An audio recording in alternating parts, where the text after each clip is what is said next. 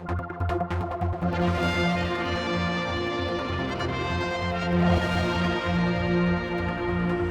of course, this week is a tragic remembering of the anniversary of the death of 50 people at this site, Summerland, and of course next to the Aquadrome. And still bits are here to be seen. And anyway, the big event on Friday is open to the public to come down to, and we'll have more about that near the time. But with me is John Skinner, a firefighter from the day, 40 years on. 40 years on, yes. I mean, the story, you were on duty, but you just had a baby and all sorts of things. Yeah, August the 2nd was a memorable day for many people. It started off as quite an exciting day for me. I was a young father. My late wife and I had just had our first child, and on the morning of August the 2nd, I went to the Jane Cruikhall maternity home to pick the two of them up to bring them home. And then just after 8 o'clock that night, well, a lot of people's lives changed, mine included. And my house bell went, and as a retained fireman, I left my new baby and my wife and went to the fire station to be told that there was a fire at Summerland. We'd had many automatic fire alarms, but we'd never had a real fire in Summerland, so we all assumed, until we turned the corner in Peveril Square onto the promenade and just saw the whole of Summerland was ablaze from one end to the other. I was on the turntable ladder. Two appliances from Douglas had already left the station before the one I was on. I mean, it went so fast, isn't it? And there was actually a bit of a delay between getting the call to you guys in, so there was not much you could do by the time you came here, in the sense of it was out of control, I guess. No, it's what we would say, it was well alight when we got here.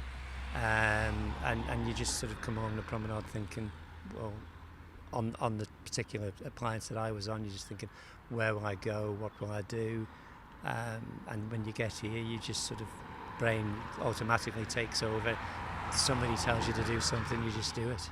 Was there a lot of panic going on at the time when you arrived? There was actually, Paul, and that's the one thing that always sort of, whether it haunts me or not, it was the only time in my fire service career where I've actually gone into a building and stopped for the split second and thought, why am I going in here when there are thousands of people running past me screaming and in a state of panic, and you're going into this building that's blazing? It just doesn't seem right, to be honest, but it's your job, and you just put it to one side and you do your job.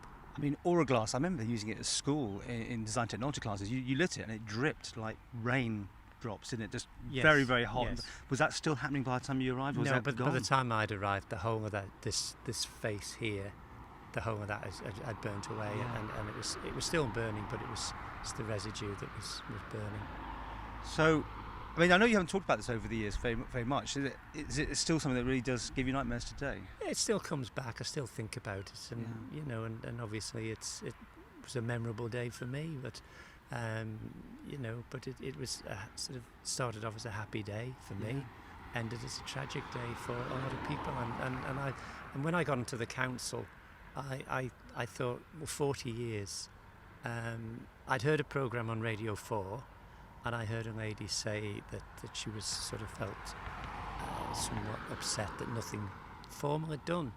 So I posed a question to the council leader and asked him, after 40 years, did he feel that it was now a fitting time to put a more appropriate memorial to those people who lost their lives that day?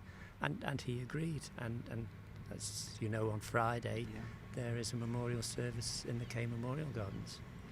Just a bit more about the night itself, because I mean, it's weird. There's actually not a lot of video, filming those days of the event, and it seems to have been sort of whitewashed a bit out of the history of the Isle of Man. But you know, it's by talking to people like you that were there. I mean, were you here for 3 days in total at the time? Yes, I was here for 3 days. As I said, I was supposed to have started my holidays on the Thursday, and we were here backwards and forwards for 3 days with short breaks.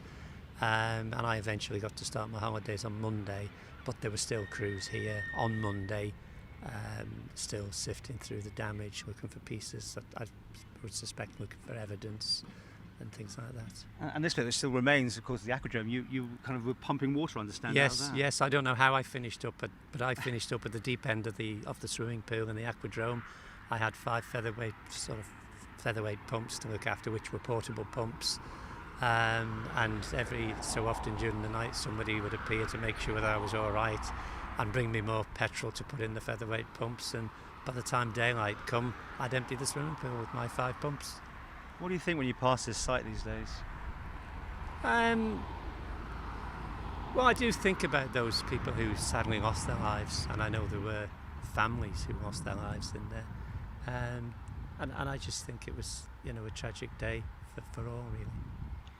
And with this memorial, do you think that would be a sort of the fitting moment where people can have their closure almost now, to have a proper memorial? Because it was a very small plaque before, wasn't it? It was a small plaque. It was put there after 25 years, and that was what the lady said on the Radio 4 programme, that she wanted some form of closure, and I believe and I hope that with this new memorial that's gone up, that will bring some form of closure to a number of people and their families.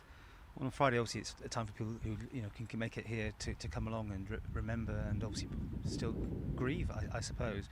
And there's going to be less and less of them all the time. But as for this site, what do you think should happen?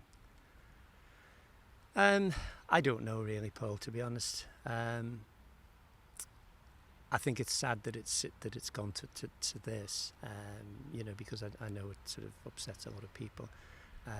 But I honestly don't really know what should go here. I know I've heard all the different sort of suggestions, but I don't know.